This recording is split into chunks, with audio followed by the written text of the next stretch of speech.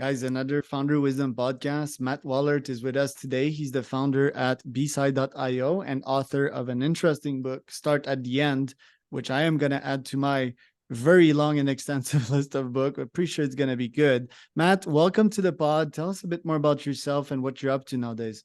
Yeah, Charles, thanks for having me. I am an applied behavioral scientist. So these days mostly teach applied behavioral science, although most of my life has been as the head of product or the head of behavioral science within companies. And so most of what I'm up to these days is figuring out how I structure the field of behavioral science to make it more accessible to people in companies. Right. What are the ethics behind that role, and what percentage of folks in your positions do use this knowledge for good vs bad? Yeah. So the ethics part is interesting, right? There's a whole chapter in the book, and I probably could write a whole book on the ethics of behavioral science. It's an interesting one, right? Because everything we do to change behavior. People do that all the time. When you put mousse in your hair before you go on a date, you are trying to manipulate this person to think that you're attractive in a way that causes them to do things that signal attraction, like kiss you, marry you, whatever that is, right? So, when we do things, when a baby cries, it is trying to get you to come attend to its needs. It is trying to change your behavior. Now, it may or may not be doing that consciously, right? A baby doesn't know, hey, if I cry, mom comes at the very earliest level, right? There's an instinctual drive to cry and do this thing. You probably have some knowledge that when you put gel in your hair, you look better, right? And that this other person is going to find you more attractive. So there's a gradient of how much we are behaviorally informed. Hey, the thing that I want is a behavior, and I know what that behavior is, right? And then how much science we're using. Hey, how much do I know that this thing is going to lead to that thing in some empirical way versus, well, I'm just trying it. So a great example is, we know, for example, that if you have spicy food on a date, that it is likely that the other person might like you. Why? Well, because spicy food tends to create some of the physical things that we associate with liking another person. Sweating, right? Increased blood flow, all these things that tell me, hey, I might kind of like that Charles guy, right? That tell me that there's an attraction happening. The moment we start to know things, right? Hey, I know that spicy food works. I know why it works. We take on additional ethical burdens, right? Because I understand why this happens, I need to do things in an informed way, right? And so, I think that there is, what behavior are you trying to change? How are you changing behavior is in there. So, there has been a fair amount of behavioral science over time done for, can I get people to smoke cigarettes, right? Can I get people to, drink more or do things that aren't great for them? I think there's also a cadre of behavioral scientists that are fighting back. How do we get people to, the two industries where you see behavioral science used most often are finance and health. Why? Well, because finance and health both can make money by helping you to do a behavior that you already want to do, like saving money or helping you be healthier. So I think there is a growing notion that this is going to be applied in ways where the business model enforces some form of ethical, sort of consideration. Right. On my side, I have my psychology theory of everything, which is pretty much the lens I use 80% of the time, or I use to analyze at least 80% of situations, which serves me quite a lot, right? Because humans reason in terms of psychology and most of the time in terms of behaviors. Now, if you ask, like, why have I been doing that for quite some time? Well, I think it's a good decision-making model. I think if I can influence people, I can get them behind my company. I can get customers, investors. I can get my ideal wife. I can get my ideal life. On your side, why have you always been fascinated by that? Yeah, well, so I think we have to differentiate between two things there, right? One is there's what we call a cognitive model. So the cognitive model is, how do you think people's brains work, right? How do you think people are governed in the world? The cognitive model that I usually use when I teach behavioral science is something called competing pressures. Hey, there are things that make a behavior more likely, things that make a behavior less likely. and that human behavior is the result of the competition between those pressures, right? So when Charles goes for a jog, what that really means is that the promoting pressures overcame whatever inhibiting pressures there were. His desire to look good, desire to, be outside and be in the sun and whatever, overcame inhibiting pressures like, oh, he has to spend time and calories and energy and all these things, right? That's the cognitive model that I would use. But there are lots of potential cognitive models. BJ Fogg has a model. There's a model called COM-B. There's lots of different models of like how the brain works, which are all our idea of how to access why people do what they do. Then there's a process model. So the process model is, how do I actually go change someone's behavior, right? So for me, we use something called the SIDE method: strategy, insights, design, evaluation. Basically, articulating the behavior I want to change, understanding why the behavior does or doesn't happen today, intervening in ways that will make it more likely, and then testing that those actually work, right? Doing an experiment or a pilot or something to see if those work. That's very different than the cognitive model, right? The cognitive model of how I think brains work is very different than the process model of how I get people to change behavior. So I kind of started in the cognitive model space. I was a psych undergrad, social psychologist. I was very interested in why people did what they did. But as I went along in my academic career and then my professional career, I got increasingly interested in process models, how to actually change what people do, right? I left academia because academia prioritizes the cognitive model. It prioritizes the understanding of why people do things, right? With the hope that maybe that will allow us to change things, but that's not the point. The point is knowing. For me, it's the reverse. I want to know, but only because it allows me to change people's behavior, only because I can then help people go for that run, save the money they want to save, call their mom more often, whatever behavioral thing they care about.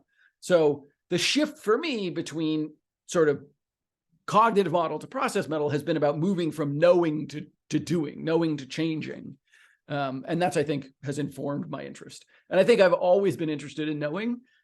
And I think I got more and more interested as my life goes along, right? Less about knowing, more about doing. Right. I've tried to change people countless of times and was rarely successful. Even when you have a short-term change, it's sometimes there's roads that are already formed in their brain, and doesn't take some time for them to come back to these habits. And then that's once you overcame the ego, right? Overcoming the ego is it's a humongous task. It's really hard. And generally speaking, the more the neurons are fired away, the more solid it is and the harder it is to break. Have you been successful at changing people? Yeah, I think in general, what I always tell companies is, given infinite time and infinite money, you can get anybody to do anything, right? So there is no bias, there is no cognitive model that can't be overcome, sort of given sufficient energy. That said, to your point, some are harder to do than others, either because of habit, right? Those are well-formed neural pathways. We've done them a lot. Or because of real exogenous factors, right? It's really, it's really hard to get Charles to starve himself, right? He has a basic biological need for calories. It's really hard to overcome some basic biological thing that's written into your brain. It can be done, but it's pretty hard to do. So there are definitely behaviors that are harder or not, but I've never found one that, again, given sufficient time and resources, we can't change. That's part of the interesting thing about applied behavioral science is, academia doesn't really have a cost-benefit ratio, right? Knowing doesn't have a cost-benefit ratio, but doing has a cost-benefit ratio, right? I can't afford to spend $1 million to change one person's behavior one time, right? And so it's actually relatively easy to find things that change people's behavior. It's hard to find things that change people's behavior at an attractive cost-benefit ratio to sort of, be able to scale and make viable in a business, because businesses do care about cost-benefit ratios. They care very much about, is the size of this behavior change justified by the money that I will spend doing it, right? How do you use behavioral science at not the expense, but to change diversity, to create diversity in society, which seems like a hard problem to me. Tell me a bit more about that. Well, so the first, when we talk about behavioral science, right? It's behavior as an outcome, science as a process. So diversity is not a behavioral outcome, right? In order to answer that question, we've had to change diversity into a behavior. What is the thing we physically, literally want people to do? The shortcut I give people is who will be doing what and why when you're successful, right? It's like a wish machine. You rub Matt's fuzzy bald head, you get out a wish, but you have to make the wish accurately, right? If Charles said, I want to be the fastest man alive, we have all seen movies with genies. We know what genies do. They snap their fingers, they kill all the other men on Earth. And congratulations, you're the fastest man alive. I killed everyone else. Well done, you're it, right? We have to formulate our wish carefully. So let's take something like an outcome that's not behavioral. I want women to be paid fairly, meaning I want them to be paid equal pay for equal work. Now, there's a behavioral layer underneath that, right? I need hiring managers to make particular kinds of decisions and do particular things. I need to make compensation managers do particular kinds of things. I need to get women to ask for raises in ways that make those things more likely. And so we actually can go do that. So for example, about 10 years ago, I guess 15 years ago at this point, we built a product called Get Raised, because what we had noticed in our first startup was that, women were not being paid fairly. We recognized that we had not done anything in our first startup to address this, which we were disappointed by. So we decided we were going to do something about it. So first, we know what we want. We want women to ask for raises in ways that make it likely that they'll get them, right? Now, that's very different than I want hiring managers to do something different, or I want compensation managers to do something different. Why did we choose this? Well, because women are the population we had access to, right? Those are the people we could get to do something.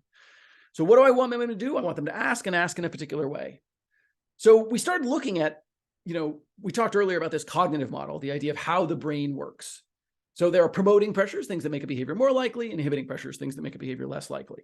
So we looked at women and we said, okay, who always asks for a raise? Who never asks for a raise? Who sometimes asks for a raise? And then who changed? Who started asking for raises and who stopped asking for raises? Those 5 groups, everybody in the world fits into those 5 groups, right? Every woman in the world either always asks for a raise, never asks for a raise, sometimes asks for a raise, just started or just stopped. So we can use that as a group to understand people. One of the things that we noticed is that people who got raises tended to use a lot of data, right? They tended to say, here's market salary and here's data on that market salary. Here's my accomplishments, right? Here's how my value to the business has changed, right? So we could start to understand these things. It wasn't usually a promoting pressure problem. Charles, I bet if you went to the women in your life and you said, do you want to be paid fairly? Most of them would say yes. It's not that they're insufficiently motivated, right? It's that, hey, there are all these structural barriers in the way that make it quite hard for them to do. So we need to get rid of some of those structural barriers. So that's what we ended up doing. We created a product that made it very easy to ask for a raise in a way that generated data that backed up that raise request. And it was very successful. Over the course of the product, it helped women earn about $4 billion in raises. So you can do things like that where you sort of say, hey, I know what behavior I want. I can get really specific about what pressures I need to change. And then I can go start to change them and see if that works. One of the failures of diversity, equity, inclusion, and belonging, like DEIB or DEIBJ, is we often don't articulate what behaviors we want. Hey, I want Charles to be more empathetic. The hell does that mean? Right? Like, how would I know Charles was more empathetic? What is he doing that tells me about that empathy? We need to focus on the doing, not the knowing or the being, right? Because it's the doing is the thing that we can observe. Metrics, KPIs in that case, like if empathy, is it like Charles listening a bit more, Charles not suggesting solutions, but just listening, less talking time? That's a great one. That's a very specific outcome. I want Charles to talk proportional to how many people there are in the conversation. If he's in a 2-person conversation, it's going to be 50% of the time. If he's in a 3-person conversation, it'll be 33% of the time. How would I go affect that? Well, I could go to Charles and say, hey, man, it's really important for your wife to feel heard. And one of the things that you could do is talk less. I could ramp up the promoting pressure, right? Hey, this is really important. But I could also just make you more aware. Maybe you already know it's important. Maybe you just need to put a little percentage that tells you how much time you've talked. So for example, I use in my daily life, Vowel. That is the sort of teleconferencing software that I use. And it actually does this. It has a little talk percentage so that I know, hey, how much of the time am I talking? And do I need to be talking less or more, right? How do you modify your own behavior on a daily basis to get to your goals? I mean, I think it's that same process. When you articulate a goal, you need to be very specific about what behavior you want. People say things like, I want to be successful. The hell does that mean, right? What is it you want to be doing? Hey, I want to do 100 push-ups a day. Okay, great. That's a physical, literal behavior that I can see. Then we can look at those pressures, promoting pressures, inhibiting pressures. What can I do to make myself more motivated to do that? And what can I do to make it easier to do, right? You then can start to address those pressures and manipulate those pressures and see which one works. Hey, I'm going to put a little sign by my desk with my son's picture that says, like, you know, do push-ups for Bear. Bear is my son. Like, do push-ups for Bear. Increase my promoting pressure. I also can put on my calendar a little reminder that says, do 10 push-ups now. One of those increases promoting pressure. One of those decreases inhibiting pressure. And I can see which one works better. So it's that same process of using science. Why am I doing the things that I'm doing? How can I change those pressures and see what that results in? The key here is it's not behavior that changes, it's pressure that changes, right? I can't prop open Charles's head and find the do push-ups button and hit it. Like, that's not how behavior change works. What I have access to is changing Charles's environment, right? I can put a sign on the wall. I can talk to you about something. I can, you know, make a little app that counts off the push-ups, right? So you don't have to count them yourself and it's easier to do. Like, I can do all of these interventions that change that balance of pressure, that change behavior. So the same process that we use to build consumer products and shape organizations is the same thing that you can do as an individual to change your own behavior. Fascinating. Last question. What kind of impact did the book have on your career? And would you recommend folks to do so? So it's interesting. I never set out to write a book. I was, you know, as a relatively well-known behavioral scientist, lots of people had come and pitched me on, you should write a book, you should write a book, write a book. And one of the things that you'll find out about the book industry is, you know, at least mainstream, you know, the Simon & Schusters and Penguins and others of the world, you know, they want you to sell the book, right? Their job is to publish the book. Your job is to sell the book. I am not very interested in selling things. Salesmanship is not really my interest in the world. And so, you know, you and I talked earlier about, I don't accept speaking fees, right? As an example. So one of the publishers that came to me and asked me to write a book said, well, we noticed that you don't accept speaking fees. What we'd really like you to do is say, I'll only speak if you agree to buy, you know, a book for every participant, right? There's 100 people here. I want to get you to buy 100 books. And I said, no way. I'm not doing that, right? Like, you know, if they want to buy the book, great. But like, I'm not going to require people to buy the book in order to hear me speak. And so finally, one day a publisher came along, which in this case was an imprint of Penguin Random House called Portfolio. And they said, look, that is how the industry works. We need authors to sell books, but we believe in you and we believe in what you do. And if you want to write a book and not sell it, if you want to write a book and donate the proceeds, that's okay. And so about a year later, I published the book. All the proceeds are donated to various charities. And it's been great because what it does do is give me, people don't scale, right? Like, I can make content, I guess, but like individuals don't scale very well. I can't talk to everybody that wants to talk to me. So instead I could say, hey, look, I've written the most common things that people ask me about into a book. And you can try reading that book so that if we do talk, we're going to have a better conversation, right? Charles is going to, you know, the basic things are already going to be in the book. So he doesn't have to ask me those questions. We can ask more advanced questions. We can have that conversation. So if you view a book not as a replacement for anything, but rather as a shortcut to a deeper conversation, then I think it's worth writing a book. I think that, you know, that's interesting and worthwhile. I also think you don't need a major publisher, right? You can go self-publish on Amazon. That, you know, the wealthiest authors in the world, barring a few, are self-published on Amazon, right? They put out content. They don't go through a publisher. They run the salesmanship yourself. It isn't clear to me what modern publishers are really doing for the industry other than acting as a filter for content, right? And I don't know that I think that that's valuable in the long term. I don't think that publishers, for example, are very good at extracting. I could imagine a modern publisher being good at extracting knowledge from someone, saying, hey, Charles is not the best writer in the world, but he knows something that other people don't know. I'm going to help get that out of him into writing. Well, that's an interesting function, but I don't think that's what most publishers do. And yeah, I guess it had a good effect on your career, although you were still well known before that. And I see Clover in there. It's quite impressive. We need to do a round two. That was way too short, but where can people find out more about you, Matt? I try to be accessible on social media and things. I think, as Twitter lights itself on fire, I'm spending less and less time there. But I am the only Matt Wallaert in the world with my particular spelling, Wallaert. I'm easy to find by my name. You can find me on LinkedIn or wherever else you can. I have open office hours so people can book a half an hour with me. We talked earlier about egalitarian notions and the idea that we want to make the world, sort of more open and easy. My way of doing that is open office hours. So it doesn't matter if you're the CEO or the janitor, get in line. You can book time with me and I'm happy to talk to you. Love it, man.